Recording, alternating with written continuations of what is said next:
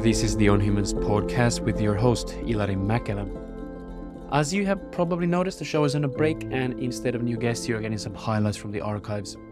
Here is a highlight from the episode 6 with Kristen Hawkes.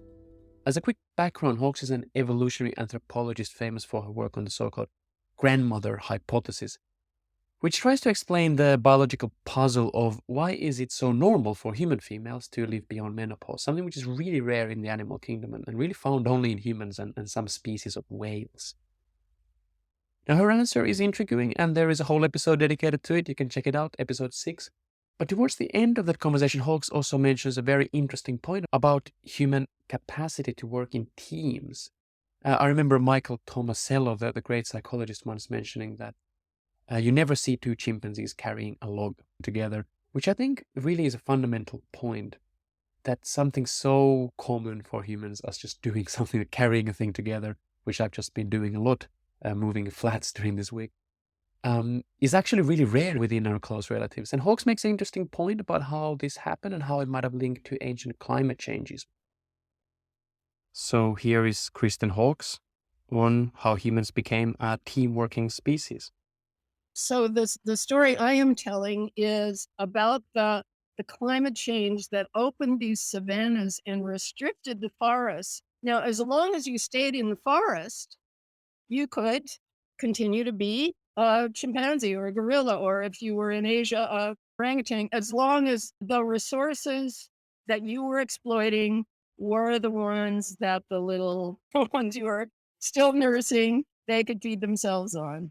And maybe you could even be on the fringes and still duck back into the forest, and lots of reasons to, as long as that's working, to keep doing that. But we know these climate swings meant the spreading savanna didn't make the forest opportunity go away, but it opened an opportunity that could be exploited. You know, one of the things that we're learning about chimpanzees across the African continent, there are chimpanzee populations. And the more we know about them, the more variable they are in all these interesting ways. But if I just stick to the Eastern ones for a minute and say females compete with each other, because again, these soft fruits and leaves and so on, if there's another female trying to use those, then you don't get as much. And so females tend to have ranges that they stick to and keep the others off. If you are exploiting these resources like the tubers I'm talking about, that competition thing goes away entirely. You actually do better to have somebody digging right next to you, because it helps open the area where you start to uncover the tubers. And so the competition side is gone. You actually have this mutualistic benefit from foraging with other females. I mean, you start to dig and you don't get much, and then you start to open that tuber, and then and so what's happening is you are getting a higher return rate up to a point until you dug a few, and then you have this pile of things.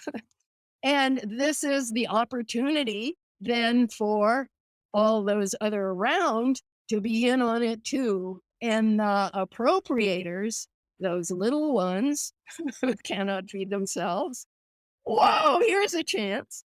But the older females who are still doing it, they're not adding more stomachs, not adding more grabbing hands, but they are adding more stuff to be grabbed.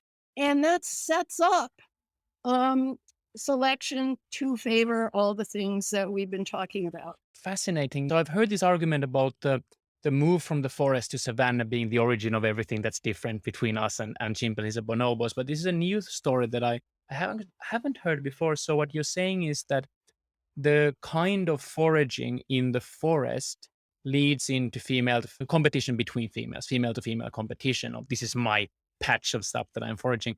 But on the savanna, it leads into a more teamwork style. Let's dig this root up together. And can you just before we end draw the link? What is the link between this mutualistic team play on the one hand, and then the grandmothers coming in and subsidizing the kids on the other hand? Directly. That if what's going on is I actually do better to do this next to some other females, so we're all doing this together. We have our kids with us, and the ways in which we're doing this exploitation, we do it in batches because we get higher returns by doing it in batches. And now I'm ignoring the cooking side, which is especially interesting, and I'd be happy to talk about that. But let's just say, because that just amplifies this point that if you are cooking, then even more do we do better to be using the same cooking fire and so on.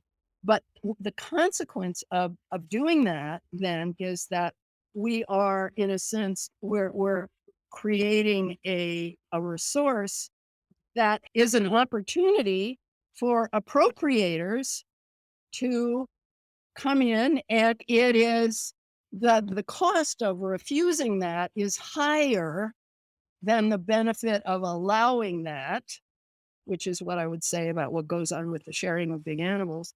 And that the same thing is happening with this kind of resource, which is there daily as a thing. And the consequence is that those who are adding to the piles increase what's there. It's being reduced by all the consumers. But if the females who are now nearing the end of their fertility, they're the ones who ended up producing more descendants. And that meant in subsequent generations, longevity was increasing, and this cascade of effects, the array of things that we started with.